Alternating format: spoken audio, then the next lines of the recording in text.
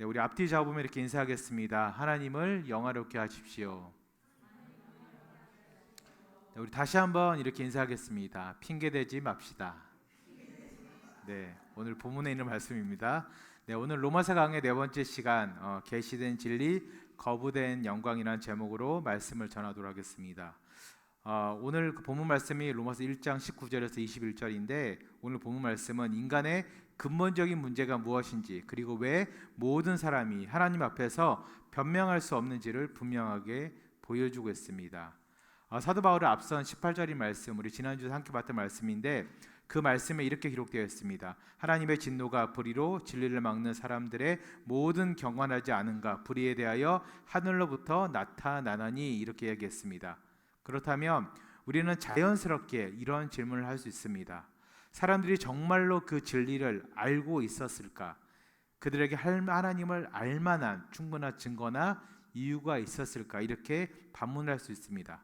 만약 그들이 진리를 알지 못했다면 어떻게 그들이 불의로 진리를 막았는가? 이렇게 또 반문할 수 있습니다. 근데 그 18절에 대한 그 질문의 답이 오늘 본문인 19절 이하로 기록되어 있습니다. 먼저 로마서 1장 우리 19절 말씀을 함께 읽겠습니다. 시작. 이는 하나님이 알만한 것들이 그들 속에 보임이라, 하나님께서 이를 그들에게 보이셨느니라. 아멘.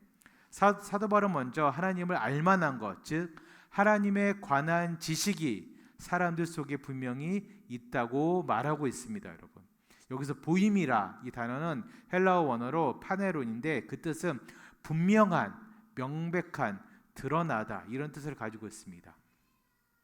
이것은 숨겨져 있거나 애매모호한 것이 아니라 누구나 볼 수 있도록 명백하게, 분명하게, 클리어하게 드러나고 있다는 뜻입니다. 그리고 이러한 지식들이 그들 속에, 사람들 속에 있다고 오늘 본문은 기록하고 있습니다. 헬라어 원문 말씀 속에서 그들 속에라는 뜻은 하나님에 관한 지식이 인간의 내면에, 그리고 우리의 양심에, 그리고 우리 모두의 이성에 이미 새겨져 있다는 의미입니다. 존 칼빈은 이에 대해서 그의 책에서 이렇게 이야기했습니다. 인간에게는 신성에 대한 감각이 마음속에 자연적으로 새겨져 있다. 왜냐하면 하나님께서 모든 사람에게 자기 자신에 대한 어떠한 이해를 주셨기 때문이다. 이렇게 이야기하고 있습니다. 이러한 신성에 대한 감각을 오늘 본문 말씀처럼 하나님께서 이를 그들에게 보이셨다고 이야기하고 있습니다. 신성에 대한 감각입니다. 여러분, 하나님을 믿지 않아도 아주 미개한 원주민이나 그런 사람들도 무언가에 빌고 예배하는 그런 것은 항상 있습니다. 여러분, 어디를 가나 있습니다. 어디를 가나. 그 종류와 형태와 대상이 다를 뿐이지 인간은 항상 이 신적인 감각, 신성에 대한 감각이 있는 존재라는 뜻입니다. 하나님께서는 주도적으로 자기 자신을 하나님께서 드러냈다고 말하고 있습니다. 이것은 인간이 스스로 우리가 발견한 것이 아니라 이미 하나님께서 하나님의 계시로서 보여준 것입니다. 즉 하나님께서는 자기 자신을 이렇게 꽁꽁 싸매고 우리들 앞에서 드러나지 않으려고 감추려는 분이 아니라 자기 자신을 계속해서 수천 년 전부터, 창세로부터 계속해서 계시하고 있었다는 뜻입니다. 여러분, 따라서 무신론자들이 하나님의 존재에 대해서 의심한다는 것은 그거는 질문 자체가 성립이 되는 것이 아니라고 합니다. 왜냐하면 하나님께서 이미 충분히 자신을 보여줬기 때문에 그렇습니다. 하나님의 존재에 대한 증명은 하나님께서 존재하시지 않으시는 것에 대한 명확한 설명이 있어야 가능합니다. 뭐냐면 너 하나님이 어디인지 증명해봐. 이거보다는 하나님이 없다는 걸 증명해봐. 이거를 증명해야지 하나님이 있다, 정말 없다는 게 증명이 된다는 것입니다. 무슨 말인지 아십니까? 하나님을 증명하라 그러면 그럼 그 상대에게 이렇게 질문해 보세요. 너 그러면 신이 없다고, 하나님이 없다는 것을 증명해봐. 이렇게 얘기를 해야 됩니다. 여러분, 하나님은 보이지 않습니다. 그래서 인비저블 갓 이렇게 부릅니다. 그러나 인간의 육체적인 눈에만 보이지 않을 뿐 하나님께서 이미 오랜 역사를 통해서 많은 일들을 해오셨습니다. 그렇기 때문에 그 누구도 쉽게 하나님에 대한 존재를 부정할 수 없다는 것을 우리는 알고 있습니다. 이런 수많은 철학자들이 진리를 찾아 헤맸지만 여러분 발견하지 못했습니다. 과학자들 어떻습니까? 하나님이 없다고, 신이 없다고 가정한다면 특별히 천문학과 생물학의 대부분의 학설들은 성립 자체가 안 되는 것입니다, 여러분. 이런 문제는 하나님께서 침묵하신 것이 아니라 인간이 하나님의 음성 듣기를, 하나님의 존재를 알고 있음에도 그것을 의도적으로 부정하거나 거부하고 있다는 것입니다. 여러분, 왜 그렇습니까? 왜냐하면 그래야 우리가 죄를 지을 때 조금 더 마음 편히 지을 수 있어요. 그래야 우리가 죄책감을 덜 느낍니다.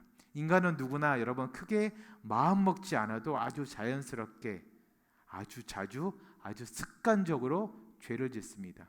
이러한 인간이 하나님의 존재에 대해서 완전히 인지한다는 것은 여러분 솔직히 되게 불편한 것입니다. 여러분, 하나님은 어디에나 계십니다. 무소부지하신 분입니다. 그 말은 뭐냐면 여러분들 주위에 어딜 가나 여러분들을 향한 CCTV가 수천 대가 있다고 생각하시면 돼요. 지금 저희 교회도 이제 CCTV를 며칠 전에 달았습니다. 여러분 아실지 모르겠지만 광고를 할 텐데 여기에 하나, 저쪽에 하나, 이제 저기 하나 있습니다. 저도 모르게 저 혼자 있지만 조심스러워져요. 이렇게 조심스러워져요. 그런데 여러분들을 둘러싸고 있는 수천 대의 CCTV가 여러분들을 24시간 쉬지 않고 따라다닌다 생각해 보세요. 하나님의 존재가 있다는 것을 인지하는 것이 여러분 그것 이상입니다. 여러분, 그렇기 때문에 인간은 하나님의 존재와 그분의 거룩함을 알고 있음에도 습관적으로 하나님의 존재를 부정하려고 아주 애쓰고 있습니다. 그러나 우리가 진정으로 그분의 사랑을 매일매일 조금씩이라도 더 깊게 깨닫는다면 우리는 오히려 하나님의 존재로 말미암아서, 늘 우리 곁에 계시는 하나님의 존재로 말미암아서 우리는 오히려 더 자유를 누릴 수가 있다는 것입니다. 여러분, 이러한 참 진리에 대한 자유함이 바로 성경에서 말하는 진리가 너희를 자유케 한다는 뜻입니다. 계속해서 로마서 1장 20절 우리 상반절 말씀을 함께 보겠습니다. 시작. 창세로부터 그의 보이지 아니하는 것들 곧 그의 영원하신 능력과 신성이 그가 만드신 만물에 분명히 보여 알려졌나니. 아멘. 사도 바울은 하나님께서 어떻게 자기 자신을 드러냈는지 설명하고 있습니다. 창세로부터, 즉 세상이 창조된 때로부터 하나님께서는 계속해서 아까 말씀드렸다시피 자기 자신을 계시하고 있었다는 것입니다. 이것은 여러분 일시적이나 단편적인 일회성의 계시가 아니라 지속적이고 보편적 계시, 누구에게나 임했던 계시라는 것입니다. 그리고 바울은 그의 보이지 아니하는 것들이 분명히 보여진다. 말이 되게 이상하죠. 이게 수사학적으로 모순어법인데 보이지 않는 것이 보여진다. 이것이 바로 여러분 계시의 신비입니다. 계시의 신비입니다. 하나님은 본질적으로 여러분 비가시적인 영입니다. 우리가 절대 볼 수 없습니다. 요한복음 1장 18절에 이렇게 기록하고 있습니다. 본래 하나님을 본 사람이 없다, 이렇게 기록하고 있습니다. 그러나 하나님은 당신이 만드신 피조세계인 이 세상의 모든 만물을 통해서 보이지 않는 자신의 속성들을 가시적으로 잘 보이게 분명하게 드러내셨습니다. 우리가 하나님을 디렉틀리 보지는 못하지만 우리가 인디렉틀리 이 세상의 만물을 통해서 하나님의 속성과 하나님의 살아계심을 볼 수 있다는 뜻입니다. 즉 창조세계, 즉 자연 만물이 하나님을 계시하는, 하나님의 존재를 나타내는 매체가 된다는 뜻입니다. 시편 우리 19편 1절입니다. 우리 같이 읽겠습니다. 시작. 하늘이 하나님의 영광을 선포하고 궁창이 그의 손으로 하신 일을 나타내는도다. 아멘. 여러분, 개혁주의 신학에서는 자연 계시 또는 이것을 일반 계시, General Revelation 이렇게 부릅니다. 여러분, 존 칼빈은 이에 대해서 그의 기독교 강요에서 이렇게 얘기했습니다. 우주의 구조는 모든 사람에게 열려 있는 학교와도 같으며 이 세상은 하나님의 영광의 극장이다, 이렇게 이야기했습니다. 우주의 구조는 모든 사람에게 열려 있는 학교 같대요. 이 세상은 하나님의 영광의 극장이라고 합니다. 조직신학의 대가 루이스 벌코프는 이렇게 이야기했습니다. 일반 계시는 모든 사람에게 주어지며 자연과 역사와 인간의 양심을 통해서 전달된다, 이렇게 이야기했습니다. 하나님의 살아계신다는 것, 일반 계시는 모든 사람에게 예외 없습니다. 믿지 않는 사람들까지 모든 사람에게 주어지며 특별히 그것뿐만 아니라 자연과 지금까지 역사와 우리의 양심에 통해서 이것을 통해서 전달된다는 것입니다. 여러분, 이러한 자연 계시, 일반 계시에는 세 가지 특징이 있습니다. 첫 번째는 보편적입니다. 누구에게나 주어지는 계시입니다. 여러분, 태양이 있는 것, 태양빛을 쬐는 것, 감옥에 있는 사람들 빼고는, 일시적으로 잉여의 몸에 있는 사람들 빼고는 여러분 누구나 만끽할 수 있는 것입니다. 여러분, 둘째는 지속적입니다. 창세로부터 지금까지 계속해서 하나님께서는 일반 계시를 통해서, 자연 계시를 통해서 하나님의 존재 자체를 보여주고 계십니다. 세 번째는 무엇입니까? 명백합니다. 분명히 보여 알려졌다고 이야기하고 있습니다. 분명히 보여 알려져 있다요. 헬라어로는 카토라오, 명백히 보다, 통찰하다 이런 의미가 있습니다. 그리고 헬라어 누메나는 이해되다, 자각되다 이런 뜻이 있습니다. 여러분, 요즘은 잘 보이지 않지만 밤하늘에 별들을 올려다 보십시오. 어떻습니까? 광활한 우주, 정교한 그 질서, 아름다운 조화. 제가 예전에 가끔 설교하면서 말씀드렸는데 제가 그 코스타 간사로 섬길 때 저희 선배, 한참 위에 선배 간사님이 서울대 천문학 교수님이신데 그분이 이런 얘기를 했어요. 강의 중에. 이 수많은 별들이 쏟아지지 않고 하나님의 손에서 저글링 되는 것 같아요. 여러분, 천문학자의 표현입니다. 너무 놀랍지 않습니까? 하나님께서는 보편적으로, 지속적으로, 명백하게 계속해서 보여주고 계십니다. 봄에 피어나는 꽃과 가을의 단풍, 산과 바다의 푸르름과 여러분 장엄함을 보십시오. 어찌 신이 없다고, 하나님이 없다고 말할 수 있습니까? 인간의 복잡한 구조, 정교한 구조를 보십시오. 여러분, 신이 없다고, 하나님이 없다고 어떻게 감히 이야기할 수 있습니까? 여러분, 이 모든 것이 우연의 산물이 아닙니다. 이 모든 것은 여러분 지혜롭고 전능하신 창조주의 작품입니다. 그러나 여러분, 이러한 자연 계시, 일반 계시에도 한계가 있습니다. 그 뭐냐면 자연 계시는 하나님의 존재와 능력과 신성은 드러내지만 죄인을 구원하는 하나님의 사랑과 은혜는 드러내지 못합니다. 자연을 통해서 예수 그리스도를 알 수가 없습니다. 따라서 구원을 위해서는 여러분 특별 계시인 말씀이 반드시 우리에게 필요합니다. 웨스트민스터 신앙고백서 1장 그 첫 번째 부분에 이런 글이 있습니다.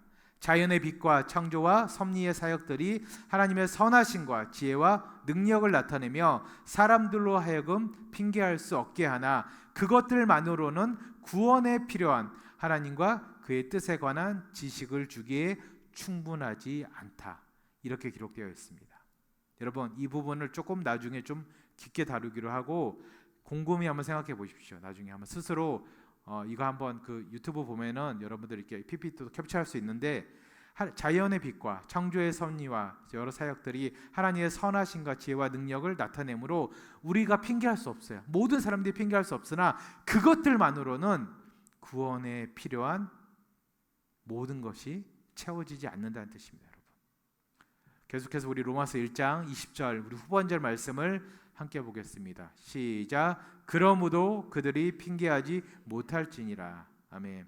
사도 바울은 자연 계시의 목적과 결과를 분명하게 이야기하고 있습니다. 하나님께서 자기 자신을 명백하게 드러내셨으므로 사람들이 핑계할 수 없다고 말하고 있습니다. 우리가 처음에 인사했죠. 핑계대지 맙시다. 여러분, 신앙은 절대 핑계댈 수가 없어요. 하나님, 내가 환경이 이렇습니다. 상황이 이렇습니다. 아니요, 여러분. 그런 상황 속에서도 더 잘 믿고 더 하나님을 찾는 사람들이 있습니다. 핑계하지 못하다, 이거는 헬라어로는 아나폴로게토스인데 이것은 변명할 수 없는, 특별히 변호할 수 없는 이런 뜻이 있습니다. 쉽게 말하면 여러분, 이거는 생활 용어가 아니라 법정 용어입니다. 법정 용어. 피고인이 자신을 변호할 수 있는 어떠한 근거나 증거도 갖고 있지 않다는 뜻입니다. 그렇기 때문에 자연 계시는 구원하기에는 충분하지 않습니다. 그러나 자연 계시만으로 여러분 정죄는 가능합니다. 모든 인간은 하나님을 알만한 충분한 증거를 가지고 있었으므로 심판날에 즉 내가 하나님을 몰랐다 할 수 없다는 것입니다. 그 말은 뭐냐면 여러분, 믿지 않는 사람들조차도 심판대에 섰을 때 그들이 특별 계시 말씀의 은혜, 말씀을 모를 뿐이지 실제로 하나님의 존재 자체에 대해서는 부정할 수 없다는 뜻이에요. 절대로. C.S. 루이스는 그의 책에서 이렇게 이야기했습니다. 나는 하나님을 찾으려 하지 않았다. 내가 찾고 있었던 것은 하나님으로부터 최대한 멀리 도망칠 방법이었다. 이렇게 이야기하면서 그는 회심하기 전에 자신의 피폐했던 영적 상태를 고백했습니다. 따라서 여러분, 무신론은 하나님에 대한 인지적 문제가 아니라 하나님 알기를 거부하는 의지적 결단입니다.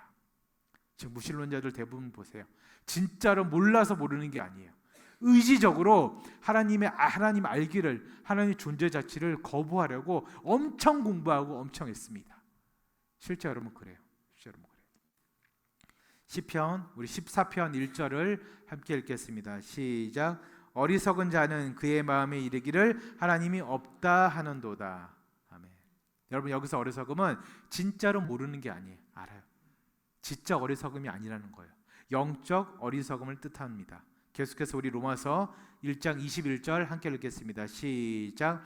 하나님을 알되 하나님을 영화롭게도 하지도 감사하지도 아니하고 오히려 그 생각이 허망하여지며 미련한 마음이 어두워졌나니. 아멘.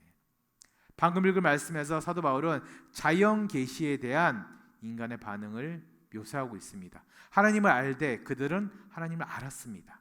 그리고 이것은 19절 20절에 대한 내용의 확인이기도 합니다. 다시 한번 사도 바울이 못 박는 거예요. 컨펌하는 거예요. 그들에게는 하나님에 관한 지식도 있었다는 것입니다. 그러나 지식을 갖고 있는 것과 내가 그 지식에 합당하게 반응하는 것은 여러분 전혀 다른 문제입니다. 과연 그 사람들의 반응은 어땠을까? 우리처럼 하나님의 계심을 알았을 때 오 홀리 글로리 갓 이러지 않았어요. 하나님께 영광을 돌립니다. 요즘 여러분 주변의 단풍이 너무 예쁘잖아요. 그거 보면서 아 역시 하나님 만든 세계가 너무 이뻐 이런 게 아니라 그들은 다르게 반응했다는 거예요. 반응의 문제였다는 것입니다. 그들은 어떻게 반응했습니까? 오늘 본문을 보면 하나님을 영화롭게 하지 않았다 했습니다. 영화롭게 한다는 말은 헬라어로 독사조인데 그 뜻은 하나님께 영광, 찬양, 경배 돌리는 것을 의미합니다. 하나님을 창조주로 인정하고 그분의 위대하심을 선포하며 그분께 예배해야 되는데 그것 자체를 거부했다는 것입니다. 두 번째로 그들은 감사하지 아니했습니다. 모든 것이 하나님으로부터 왔음을 인정하고 그것에 대해 감사하는 것은 여러분 피조물의 당연한 의무입니다. 우리가 여러분 절기 때마다 감사하잖아요. 근데 그것만 중요한 게 아니라 평소에 늘 감사하는 사람들이 있어요. 늘 감사한금을 올려드리고 감사의 제목들을 쓰는 분들이 있어요. 여러분 그렇게 하는 것이 대단해, 저 집사님 대단해, 저 권사님 대단해 이게 아니라 여러분 창조주를 인정하고 그분의 위대하심을 선포하며 그분께 예배하는 것은 여러분 당연한 것입니다. 그리고 모든 것이 내가 가진 모든 것이 오늘 하루조차도 내가 숨쉬는 오늘 하루조차도 오늘 교회 여러분들 다 걸어오고 차 타고 왔잖아. 이렇게 멀쩡한 몸으로 온 것 자체도 여러분 모든 것이 다 은혜라는 뜻입니다. 그렇기 때문에 여기에 대한 감사는 여러분 어떻게 보면 대단한 게 아니라 피조물의 마땅한 의무라는 것입니다.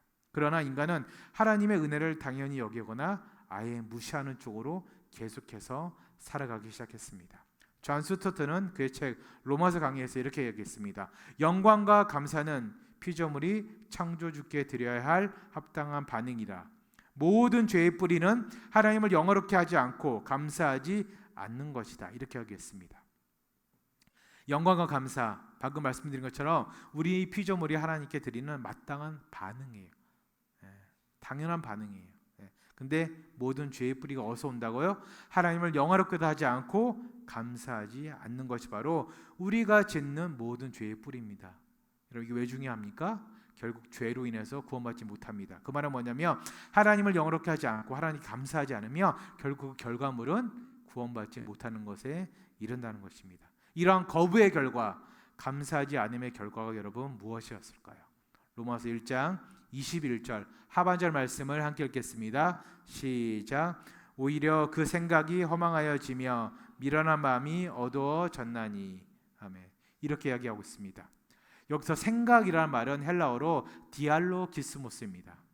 그것은 추론하다, 여러 가지 사고의 과정을 이야기합니다. 그리고 허망하여지다. 이거는 마타이 5인데 이거는 텅 빈, 무가치한, 헛된 것 이런 것을 뜻합니다.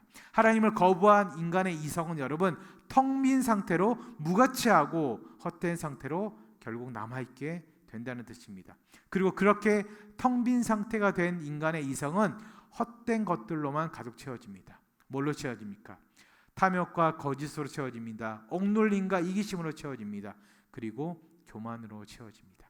우리가 계속해서 말씀 보고 기도하고 묵상하고 감사해야 되는 이유가 뭐냐면 우리의 머릿속에 마음이 우리의 영이 비어있게 되면 거기는 자연스럽게 여러분 세상 것들이 들어올 수밖에 없습니다. 들어올 수밖에 없습니다. 자연적으로 세상 것만 바라보게 됩니다. 그럼 어떻죠? 만족이 있습니까? 매일매일이 불만일 거예요. 매일매일이 답답할 거예요. 무기력할 거예요, 여러분. 또한 진리를 거부하며 거짓을 받아들이게 됩니다.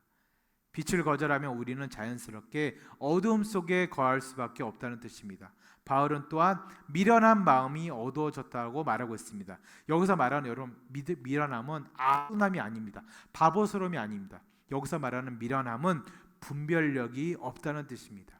그리고 이에 대한 더 자세한 설명은 에베소서 4장 18절에 기록이 되어 있는데 우리 함께 읽겠습니다. 시작. 그들의 총명이 어두워지고 그들 가운데 있는 무지함과 그들의 마음이 굳어짐으로 말미암아 하나님의 생명에서 떠나 있도다. 네. 여러분 이것은 21세기를 살아가는 우리들에게도 동일하게 적용되는 말씀입니다. 과학기술의 발전에도 불구하고 하나님을 배제한 인간의 지혜는 여러분 궁극적으로 허망하고 어두워질 수밖에 없습니다. 여러분 AI의 속도가 엄청나게 발전하고 있어요. 제 아는 지인 중에 한 분이 AI에서 꽤 우리나라 유명한 분인데 오늘 페이스북에 올렸어요. 지난 10년간 AI가 발전한 게 그동안 다 발전한 것보다 더 빠르고 많은 성과를 이뤘대요. 여러분 앞으로는 더 할 거예요. 근데 여러분 그렇게 많은 것이 발전되고 우리가 편해지면 우리의 마음이 채워지니까 너무 기뻐요, 여러분? 아니죠. 조금 편리할 뿐인데 인간은 또 적응의 동물이기 때문에 그것도 익숙해져서 또 답답함을 여러분 느낄 거예요. 또 다른 또 여러 가지 또 사이드 이펙트라고 그러죠. 부작용들이 많이 일어날 것입니다, 여러분. 결국 인간의 지혜는 여러분 허망하고 어두워질 수밖에 없다는 것입니다. 오늘 말씀을 맺도록 하겠습니다. 오늘 우리는 로마서 1장 19절에서 21절 말씀을 통해서 하나님께서 자연 만물과 우리의 양심을 통해서 하나님의 자신을 분명하게 드러내고 있다고 말씀드렸습니다. 여러분 하나님은 결코 침묵하지 않으십니다. 창세로부터 지금까지 이 순간까지 자신의 영원한 능력과 신성을 온 우주 가운데 이 세상 가운데 계속해서 말씀하고 계시고 선포하고 계십니다. 문제는 하나님께서 말씀하시지 않은 것이 아니라 인간이 우리가 듣기를 거부하고 있다는 것입니다. 우리는 하나님을 알면서도 그분을 영화롭게 하지 않았습니다. 감사하지도 않았습니다. 그 결과 인간의 생각은 허망해졌고 어두워졌습니다.